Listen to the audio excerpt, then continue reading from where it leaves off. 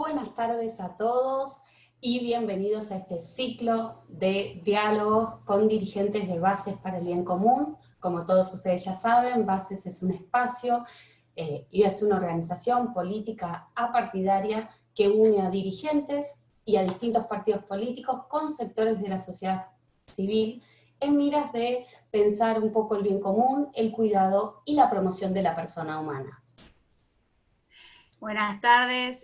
Bueno, en Bases para el Bien Común creemos que todos los espacios políticos, en todos los espacios políticos hay dirigentes valiosos, así que en este ciclo de charlas que tenemos todos los lunes, hoy vamos a tener la oportunidad de conversar con una referente joven y comprometida que nació en la ciudad de Buenos Aires, pero vivió toda su niñez y adolescencia en La Rioja, estudió comunicación social y periodismo.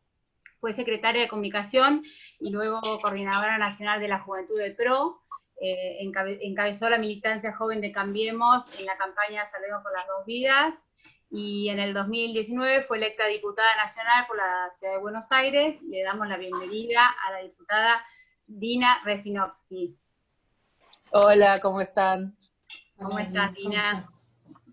Todo bien, todo bien. Bueno, queremos preguntarte, así como primera pregunta, siendo tan joven, con 33 años, ¿cómo fue que te involucraste en la política? ¿Cómo fue que te metiste, ¿no?, a incursionar en la política? Y mira, yo siempre digo que al criarme en La Rioja, en los años 90, la política era como algo que se hablaba todo el tiempo porque el presidente era de La Rioja y quizás en ese momento todos los niños queríamos llegar en algún momento a ser presidente. Era un tema que era en común con los chicos de mi edad. Y en mi familia directa, mis padres no estaban metidos en política, pero sí en la familia de mi papá teníamos varios parientes que estaban en política en La Rioja, pero estando allá no me interesaba mucho la política partidaria, sí la política social, me involucré desde ese lado, pero cuando me vine a la ciudad de Buenos Aires, ahí sí me interesó en su momento cuando me sumé en el PRO, y ahí fue que empecé a militar desde la política, en la juventud, y después ya también a nivel partidario, acompañando en el partido. Así que fue como un crecimiento desde chica de gustarme la política, pero por ahí no animarme a la política partidaria, y después ya de más grande, estando acá en Buenos Aires, sí ahí ya me involucré. Dina, ¿qué es para vos hacer política? ¿Cuáles son los valores que a vos te gustaría llevar a la política? Para mí, uno hace política en todos los actos de su vida, en realidad, porque uno puede hacer política social, política deportiva, política en las iglesias. La diferencia es la política partidaria, quizás. A mí me interesa mucho la política social, el poder acompañar, ayudar a generar oportunidades para que todos podamos estar teniendo las mismas oportunidades. Y es quizás desde ese lado que me sumé desde jovencita, desde más jovencita, pues sigo siendo joven. Y es mucho más de ese lado, del acompañar a la familia, a aquellas personas que están en más vulnerabilidad, en poder generar oportunidades. Así que dentro de todo lo que es la política y las formas y lo que uno puede hacer desde la política, la parte social es quizás la que más me gusta, y de hecho en las comisiones que elegí para participar, todas tienen ese hilo en común de trabajar en el humano desde el nacimiento hasta la muerte en distintas etapas. Así que es lo que a mí más me gusta y en donde más cómoda me siento haciendo política. Les contamos, para los que nos están viendo, que Dina integra varias comisiones, entre ellas Derechos Humanos y Garantías, Discapacidad, Educación, Acción Social y Salud Pública, que está enteramente relacionado con lo que nos contabas. Sí, y la que asuntos cooperativos es como la que más está metida en todo eso, porque es la que tiene todo lo que es el trabajo del tercer sector, las ONG, los clubes de barrio, las mutuales, cooperativas, todo lo que uno puede hacer a nivel social están metidos ahí. Así que esa es como la que estructura el trabajo social. Correcto. Sí, sí. Nina, contanos cómo definirías el bien común y si hay alguna anécdota o momento en tu vida que puedas relacionar el bien común con la política. Sí, mira, yo cuando me invitaron a las primeras actividades de bien común, me sentí muy cómoda primero, porque yo soy de las personas que considera que cuando uno hace política, lo que vos haces tiene que reflejar lo que pensás. Y yo, cuando hago política partidaria, la hago cada 2 años cuando hay campaña. Cuando no hay campaña, uno tiene que trabajar con el que piensa distinto. Porque lo que uno tiene que buscar ahí es el bien del otro, el poder generar puentes, el poder trabajar en consensos para poder lograr metas. Porque si uno se encierra siempre en lo partidario y en hacer, y no, en esto no lo voy a acompañar porque lo presentó el otro, ahí uno no logra alcanzar las metas que por ahí se pueden poner. Entonces, para mí, el bien común es fundamental a la hora de hacer política, el poder sentarnos con personas que cada 2 años somos rivales, pero poder trabajar juntos por metas en común. Así que quizás es por ese lado que yo trato de hacer mi vida política.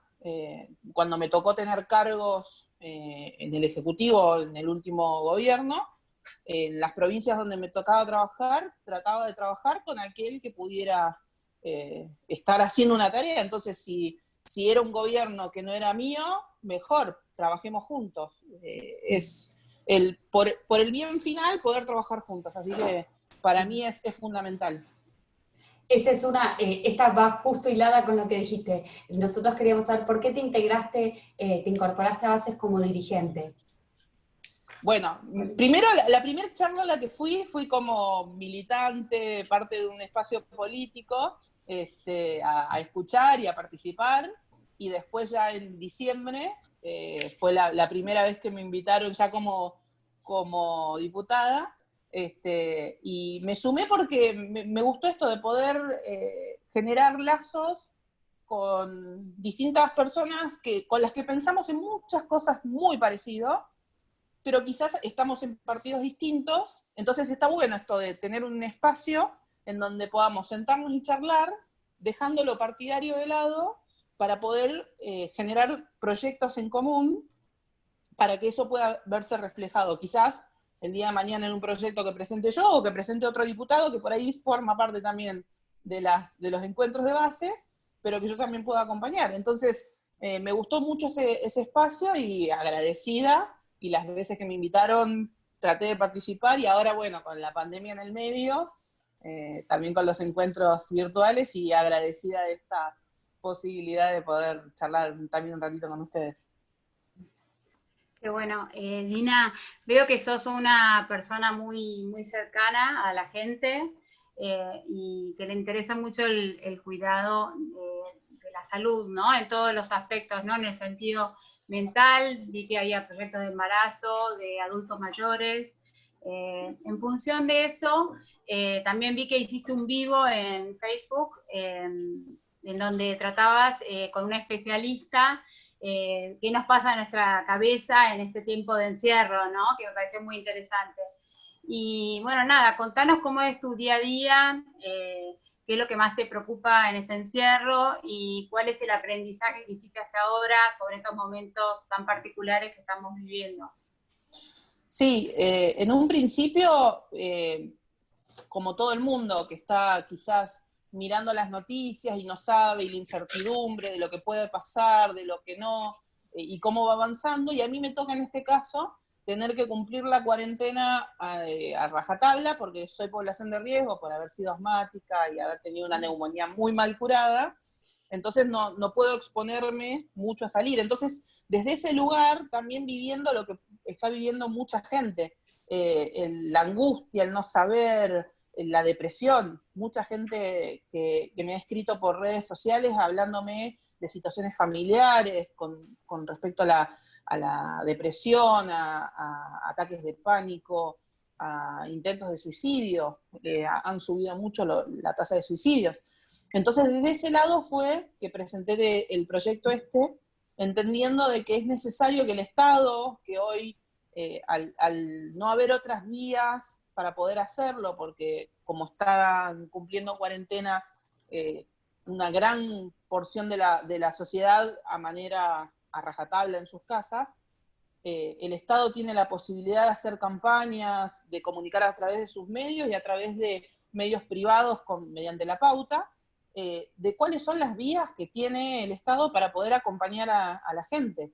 Un teléfono, un profesional que te pueda escuchar desde el otro lado para que vos puedas hablar de lo que te pasa y también te puedan contener. Y creo que es fundamental porque hay mucha gente que no tiene la posibilidad quizás de tener un psicólogo al cual le pague todos los meses para poder tener distintas sesiones, y hay gente que tiene patologías y que las tenía antes y que ahora están maximizadas, pero hay gente que jamás en la vida había tenido un problema con respecto a depresión y que ahora se encuentra sin saber, sin tener herramientas, y quizás es bueno que el Estado, que puede ofrecerlo, lo haga. Así que en esa línea iba el proyecto.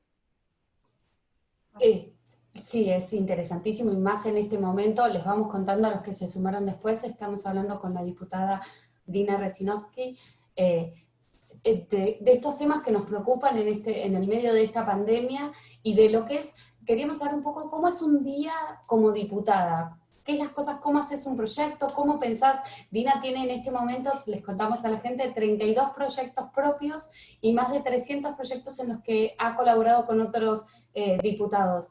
¿Cómo es un día a día? ¿Cómo es para vos esa rutina de diputada?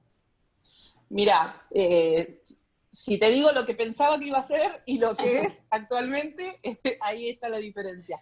Yo pensé que iba a poder estar en mi despacho todos los días trabajando, teniendo reuniones. Bueno, hoy nos toca estar en Zoom. Cuando se dio esta pandemia y dije, bueno, Zoom, bueno, vamos a empezar a trabajar primero con mi equipo, que es de lujo, no lo digo porque lo armé yo, pero porque es así, pero también nosotros con mi equipo habíamos pensado antes de que empiece la pandemia la creación de mesas de trabajo con distintas personas que por las redes sociales me dicen, soy abogado, tengo trabajo, pero quiero aportar ideas. Soy contador, soy médico, soy docente. Entonces, habíamos planificado tener mesas de trabajo por cada una de las comisiones, una vez por mes, en el Congreso, en alguna sala, tener reunión como de equipo de asesores ad honorem. ¿Qué pasó con la pandemia? Bueno, lo transformamos y así que tenemos Zoom. Muchos proyectos salieron de ahí.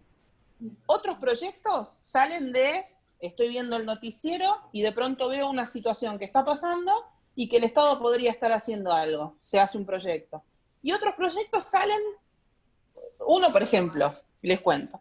Me voy a comprar al chino, que queda a una cuadra de mi casa. Salgo y de pronto veo todo el mundo con los barbijos. Y pienso, en la televisión están los noteros con barbijo, los entrevistados con barbijo, salen a la calle todo el mundo con barbijo. ¿Qué le pasa a la gente sorda? La gente que por ahí aprendió a leer los labios y que hoy está el barbijo, entonces se pierde de un montón de información al no tener. Investigamos, había una ley, la ley de medios, que decía que es obligación tener la traducción simultánea, la interpretación simultánea, y tener también el subtitulado. Entonces hicimos un proyecto para pedir que el Ejecutivo haga eso, para no dejar una parte de la población fuera de tener información, que están todo el tiempo en los medios, uno que los ve, sabe que todo el tiempo hay información. Entonces, proyectos salen así, lavando los platos y viene una idea y hacer un proyecto y ahí con el equipo a full trabajando. Y otros proyectos salieron de las mesas de trabajo que tengo por cada comisión. Muy bien. ¿Y hay alguno algún proyecto que estés llevando adelante o algún tema preferido que consideres que sería tu mejor aporte a la sociedad como político? Yo creo que uno puede aportar de muchas maneras. A mí hay temas que sí me importan quizás un poquito más que otros, tienen que ver con mi formación, con mi experiencia a través de los años, quizás por el trabajo de mis papás, por la casa donde me crié, las experiencias que viví durante toda mi infancia, que me interesan más que otros, que es el cuidado de las mujeres en situación de vulnerabilidad y el tema del aborto, el tema de poder acompañar con educación sexual para que no quede embarazada aquella mujer que no lo desea, y con el tema de anticonceptivos y también la adopción para casos en los que no quieren abortar, pero tampoco quieren quedarse con el bebé. Esos temas a mí me importan mucho. Y después, ahora en medio de la pandemia, que en el Congreso lamentablemente estamos tratando solamente temas que tengan que ver con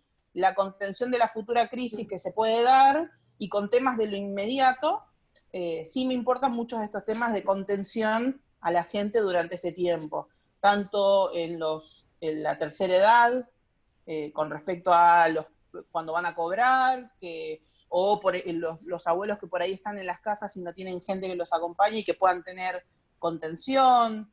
Eso ahora en este tiempo, que quizás es distinto y que nadie sabe vivir en una pandemia, nadie vivió nunca una pandemia de esta magnitud, así que son los temas que a mí me interesan más, el trabajar integralmente sobre la persona. En un ratito vamos a volver sobre varios de estos proyectos que Dina estuvo presentando, porque hay muchísimos y a cada comisión en la que Dina pertenece tenemos proyectos para distintos sectores. Eso es lo bueno de Dina, que siendo tan joven igual abarca muchos temas, que eso es lo bueno.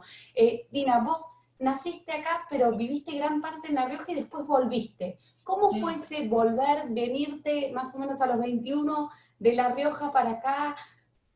¿Qué cambios tuviste que hacer? ¿Cómo ves vos el federalismo? ¿Cómo viene esa transición? Muchos jóvenes vienen a estudiar a nuestra capital, Sí, a sí. la ciudad autónoma de Buenos Aires. ¿Cómo fue para vos tu experiencia? Y mirá, yo cuando me fui de Buenos Aires para La Rioja tenía 1 añito y medio, así que no tenía la experiencia de ser porteña, salvo por las vacaciones cuando nos veníamos a la casa de mis abuelos. Eran 2 veces al año que veníamos a ver a mis abuelos, y de vivir en La Rioja, estudiar en la escuela pública, hacer jardín, primaria, secundaria y universidad en lo público, de vivir lo que es la realidad de provincias como La Rioja, Chaco, Formosa, que tienen serios problemas de pobreza y de marginación con respecto a otras. Cuando yo termino la secundaria me quería venir ya a Buenos Aires. Y en ese momento mi abuela vivía acá, entonces podía, pero mis papás decían que todavía era muy chica, yo tenía 17 años, así que me dijeron, empezá la universidad acá y después la terminás en Buenos Aires. Y cuando mi hermano terminó la secundaria, 2 años después, ya se ve que ya era un poquito más grande, entonces ahí sí ya nos pudimos venir, me vine como una hermana mayor madre, pero pudimos venir a Buenos Aires y ahí era ya otra realidad. Era de pronto una ciudad que yo conocía de vacaciones, conocerla para vivir, volverme medio loca por el ritmo que tienen acá en Buenos Aires, pero ya hace 13 años que estoy acá, así que ya Lo más que adquiriste. adaptada, ya volví con mi tonada original, pero fue, sí, al principio, las primeras veces que volví a La Rioja, estando ya viviendo acá en Buenos Aires, era chocante, muy chocante la diferencia entre una gran ciudad, donde hay oportunidades, donde uno tiene quizás entre varias universidades para elegir, a volver a La Rioja, era verla chiquitita, ver como que era todo más chiquitito de lo que uno miró durante toda su vida, pero siempre volviendo, todos los años de vacaciones para allá, con toda mi familia que vive allá, así que ocupa un gran lugar en mi corazón La Rioja, y sí, trato de ir las veces que puedo para poder ver, porque aparte tengo 2 sobrinitas muy chiquititas, así que las veces que puedo vuelvo. vuelvo a visitar a la familia, pero sí, la diferencia en su momento fue mucha, y ahí uno es cuando se daba cuenta la diferencia que hay de criterios a la hora de repartir los fondos, porque de pronto uno ve provincias que han avanzado mucho, quizá por ejemplo Córdoba, por ejemplo, que uno ve que ha mejorado, se ha adaptado, ha crecido, ha invertido en turismo, en cultura, y una Rioja que está ahí. Sigue estando igual, con cada tanto el pavimento nuevo, pero sí, uno ahí ve la diferencia entre una ciudad de Buenos Aires pujante, donde ya estamos en la discusión de la lámpara LED o la lámpara común, y no quizás en cosas más profundas, como están quizás en otras provincias, pero sí hay una gran diferencia, y creo que es una deuda que tiene la clase política con respecto a las provincias del interior, sobre todo las del norte. Sí, sí, tal cual. Es como que el país es tan grande y cada uno tiene problemas distintos, ¿no? Por eso es tan importante la representación en el Congreso para, bueno, abordar todos los temas que nos preocupan a todos. Yo estuve mirando una entrevista que vos hiciste y te preguntaron cuál era tu libro favorito. Dijiste Solo Oro, Sí. de John Maxwell, y Sí. bueno, que habla sobre el impacto del liderazgo. Entonces, bueno, nada, quería saber cómo definirías vos un buen líder, qué condiciones crees que tiene que tener a nivel general, y cuáles puntualmente para captar la atención del público joven, que es un público que estaría muy accesible a vos. Sí, totalmente. Mira, hace un tiempito atrás encontré un informe de los de Jardín de Infantes, cuando al finalizar el año el docente hace como un informe para los padres de cómo fue la evolución del niño en el jardín. Y en sala de 4, el informe decía que era líder, que era una niña que era el líder. Sí, así que desde ahí que me viene. Pero yo creo que líder es aquella persona que tiene visión, que por ahí muchas veces está como muy avanzado en pensar cosas que después, por ahí en el momento uno dice, no, pero ¿por qué? Y después al tiempo pasa y, tenía razón. Y líder es aquella persona que se puede mostrar y ser par con los que lidera, pero teniendo autoridad. O sea, una persona que es accesible, que tiene visión, que puede liderar, que tiene gente que lo siga, pero que esa gente que lo sigue no lo vea como alguien inalcanzable. Ese es el tipo de liderazgo que a mí me gusta. La persona que de pronto logró una meta, alcanzó un cargo y no te dejó de atender el teléfono. Sino que es una persona que sigue siendo accesible, que sigue estando para dar un consejo, para escuchar, para acompañar. Ese es el tipo de liderazgo que a mí me gusta, y el tipo de liderazgo que trato de llevar adelante, porque creo que también es la manera que uno tiene de contagiar a otros para que deseen sumarse. Porque si uno de pronto tiene esta idea de el liderazgo mesiánico, el que nos viene a salvar, el que es superpoderoso, una persona inmensa, por ahí un jovencito lo mira como inalcanzable y dice, no voy a lograr nunca poder llegar a ser como tal persona. En cambio, la persona que se ve accesible, que se sienta con vos, que charla, que te dedica tiempo, para mí me parece un liderazgo mucho más saludable y más efectivo, quizás por ahí no en lo inmediato, pero sí con el correr del tiempo, y es el tipo de liderazgo que trato de llevar adelante, y que sí, leí varios libros de John Maxwell y me gusta porque él plantea esto de los liderazgos cercanos, los liderazgos que son accesibles, que uno puede verlo y sentirse reflejado y decir, puedo ser como tal persona, y enamora desde ese lado, no desde el lado de yo voy a lograr tal cosa y cuando lo logro dejo de prestar atención a quienes me ayudaron. O sea, que hacen crecer, ¿no? Que acompañan y que hacen crecer. exacto. ¿Cómo, qué interesante esto del liderazgo, y además para ser líder hay todo un trabajo atrás, no solo tu equipo, que vos lo has nombrado muchas veces, sino todo un trabajo tuyo de prepararte, de formarte, de escuchar. Todos los que nos han visto pueden ver la Dina, que tiene activamente participación con distintas personas para ir interesándose y viendo cuáles son las preocupaciones de cada momento. ¿Cómo ves, Dina, vos este diálogo entre los jóvenes de distintos partidos? ¿Vos crees que será posible que ellos mismos, o sea, ustedes que son jóvenes y están dialogando, podrán separar, unir esta grieta que nos está separando y lograr llegar al bien común? Yo creo que sí, que lo que tenemos es una gran ventaja por sobre otras generaciones, que es que, por ejemplo, nosotros no tuvimos que vivir la última dictadura, ni la guerra de Malvinas, ni tampoco quizás los primeros tiempos en los que empezamos a caminar en la democracia, sino que ya somos una generación que nace desde ahí, pero no vivió esa parte.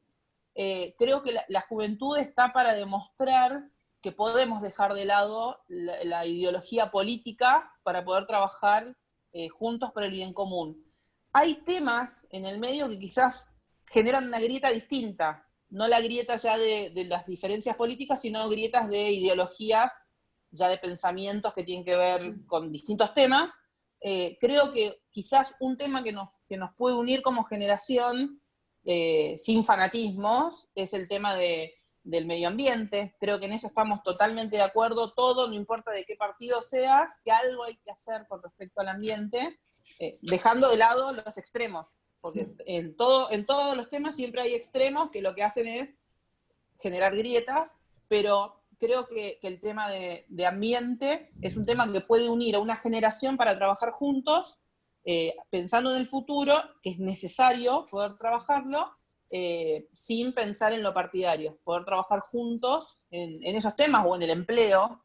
El empleo ahí quizás tiene un poquito de, por ahí, ideologías de los partidos de cómo tiene que ser de un lado del otro, pero capaz que se puede limpiar un poco eso y también trabajar juntos por todo lo que se viene, los nuevos empleos, las nuevas formas de trabajar. Pero creo que como juventud sí tenemos eso de poder juntarnos a comer una pizza, un asado, tomar unas cervezas, como se dice, y poder charlar sin pensar en lo partidario en el medio. Sí. Acá estoy mirando en Facebook, hay un saludo muy cercano de Claudia Vanderwood, se pronuncia así. Ay, mi mamá. ¿Bien? Sí. ¿Es tu mamá? Ay, llévenle un bien. babero, por favor. ¿Qué significa? Bueno, entonces contanos un poco, contanos de relación con tu mamá y qué relación tienen y qué significa para vos. Ah, mi mamá es todo. Es muy compañera. Me van a hacer llorar. ¿Está acá? No, ¿Está acá? Está en La Rioja. Está en La Rioja. Me tocó vivir los primeros 40 días de la cuarentena allá en La Rioja porque me agarró allá el encierro. Y mi papá también escribe ahí. Están mis dos fans. Para mí son fundamentales en mi vida porque son las primeras personas que creyeron en mí, que agarraron esa nena que cuando tenía 4 años la maestra jardinera dijo que era líder, y vieron la determinación que tenía y me ayudaron con mi carácter, se bancaron cada una mía en la adolescencia, pero son mis pilares, mi papá y mi mamá, y los dos justo escribieron. ¿Hace cuánto que no los ves, ya que? Y no los veo desde el 27 de abril, que me vine a Buenos Aires, hace un montón. Es cierto, acá en el grupo de Facebook están diciendo que Ana Belén Mármora dice que te sabes todas las líneas de colectivo de la ciudad. Ah, sí. ¿Es cierto? Sí, porque cuando me vine a vivir en el 2008 a Buenos Aires, en febrero del 2008, tenía tanto pánico de perderme que agarré una guía T y me la estudié. Me estudié la guía T para decir, bueno, si estoy acá y quiero ir a tal lugar, ¿qué líneas tengo de colectivo? Pero si estoy en este otro lugar y quiero ir para allá, ¿dónde? Con esto de miedo de una chica de provincia.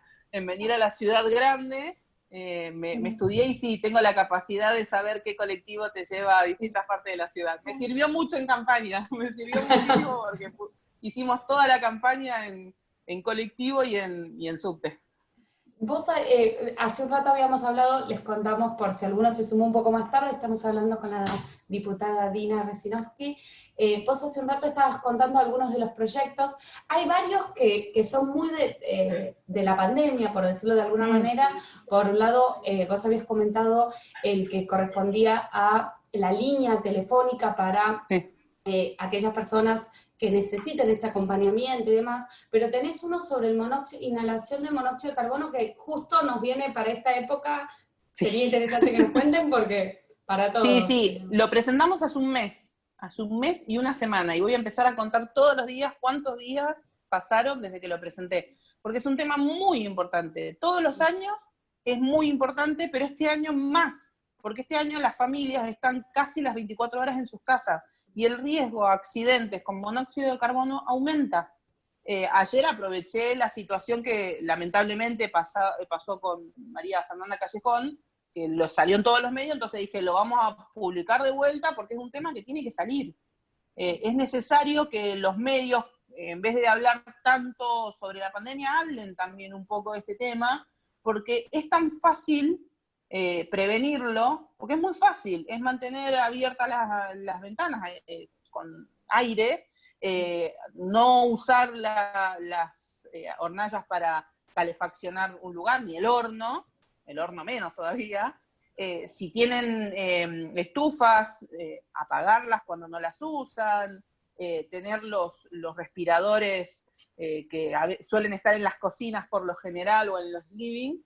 Es tan fácil poder prevenirlo que 200 personas por año mueren normalmente, se calcula.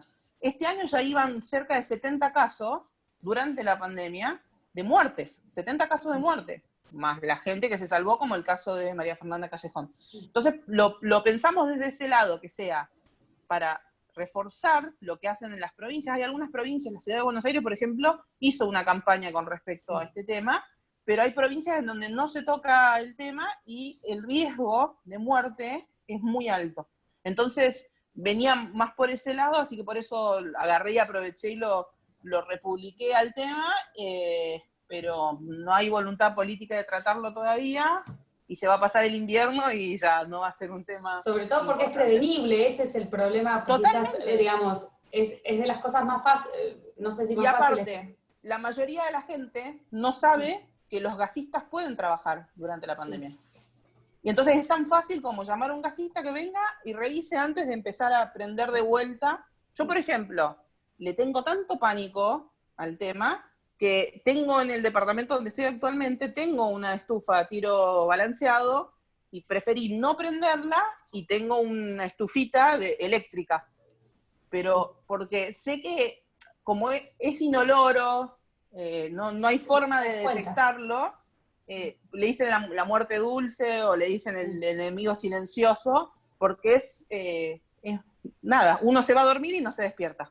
Así. Y además airear, sobre todo que airear los ambientes es algo que no solo sirve para el monóxido de carbono, sino en medio de la pandemia, todos los días abrir la ventana y pero también vos pensás que hace frío, abrís la ventana y entonces es como necesario poder abrir varias veces durante el día para que se mueva un poquito de aire, pero lo veía como necesario poder tratar el tema antes de que empiece el invierno, por eso lo presentamos antes, pero no se trató todavía.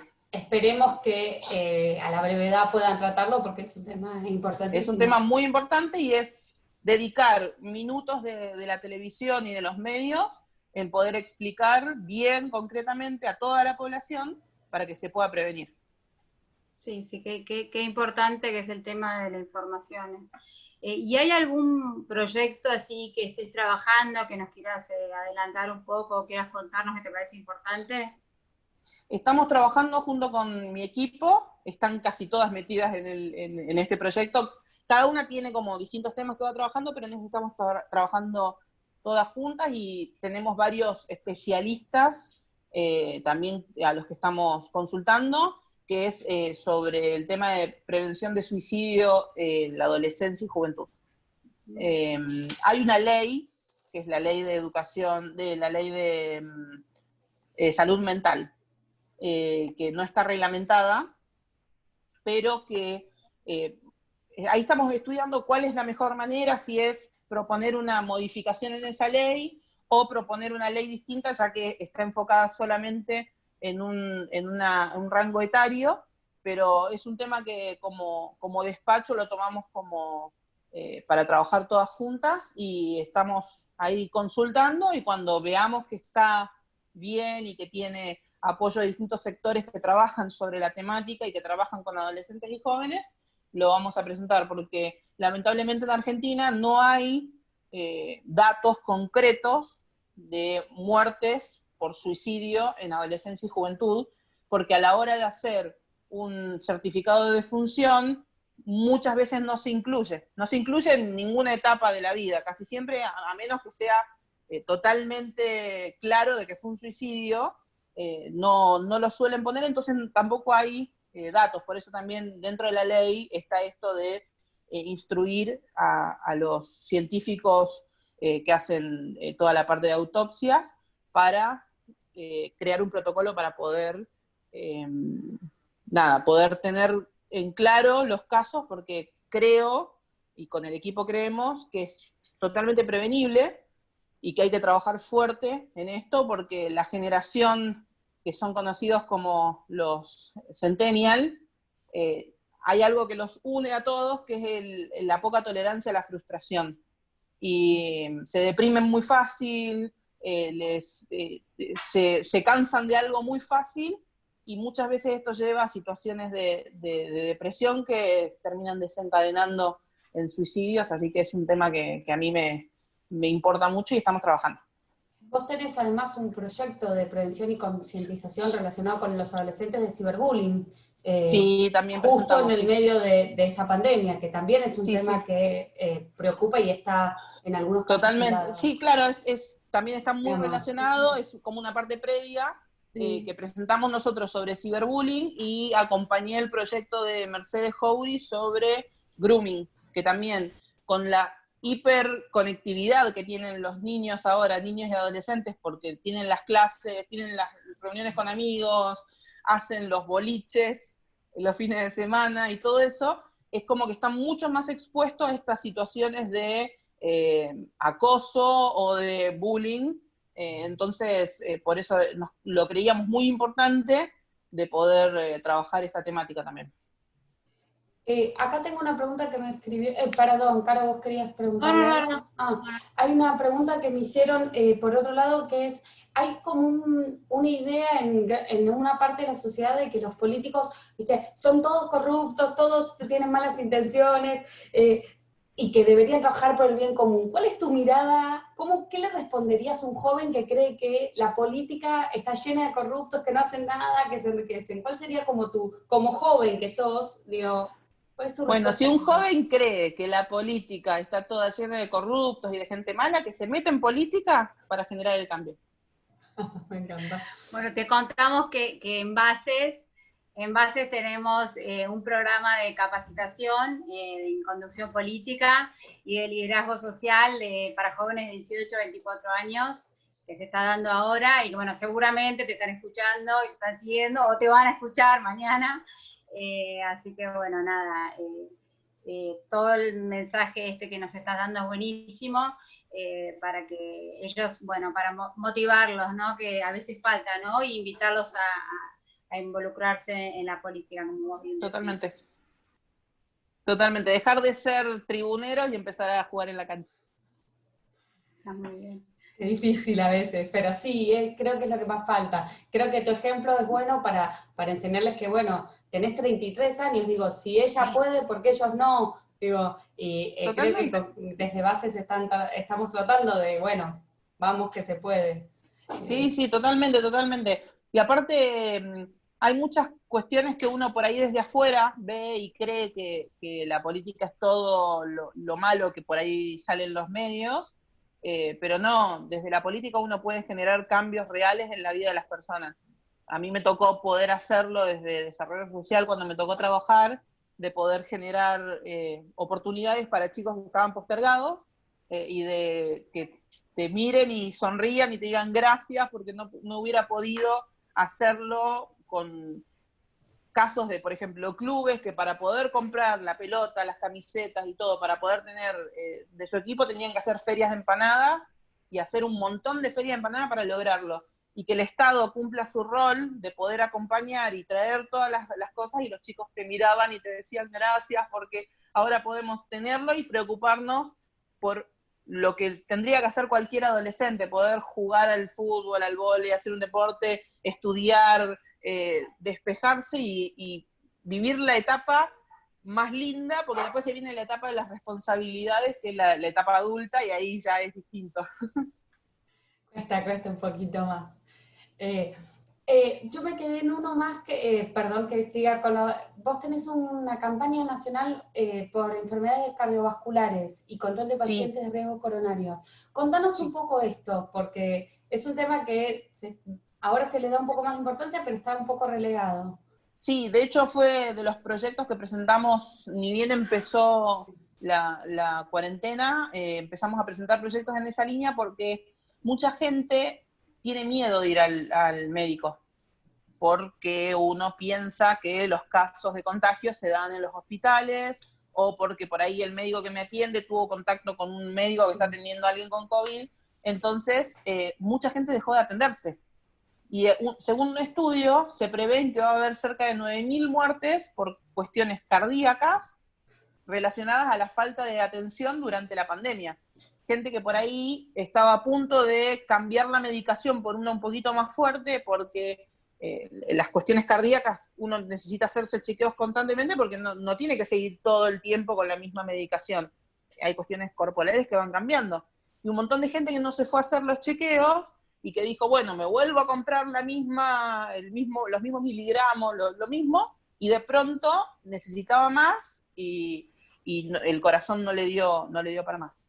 Entonces, ante esta necesidad de que la gente pudiera asistir, fue que creamos el proyecto para que el Estado pudiera crear protocolos de atención en estos casos y campaña para que la gente vaya al médico, quizás no a los hospitales, pero sí a otros lugares. Perfecto. Así que tenemos muchísimo, te agradecemos muchísimo, Dina, habernos acompañado, compartido con Bases esta entrevista. Tenemos, yo dejaría como 2 o 3 ejes, que es: jóvenes, anímense a la política, cuidemos mucho la salud, no nos olvidemos de la salud y protejamos toda nuestra salud mental, física, de todo tipo. Exacto. Gracias, Dina, por compartir con nosotros, y gracias al público que nos está mirando. Muchísimas gracias. Muchísimas gracias, la verdad que sos todo un referente y una motivación para que los jóvenes se involucren y saber que se puede iniciar, que se animen. Y bueno, nada, muchísimas gracias por tu participación, por tu charla, por tu cercanía. Así que bueno, te esperamos una próxima charla, porque nos quedaron un montón de proyectos afuera. Quedaron un montón de proyectos afuera. Muy productiva. Así que bueno, muchas gracias, y gracias al público que nos está mirando. Muchas gracias, chicas. Un saludo, que sigas bien. Gracias. Chao, Dina, gracias.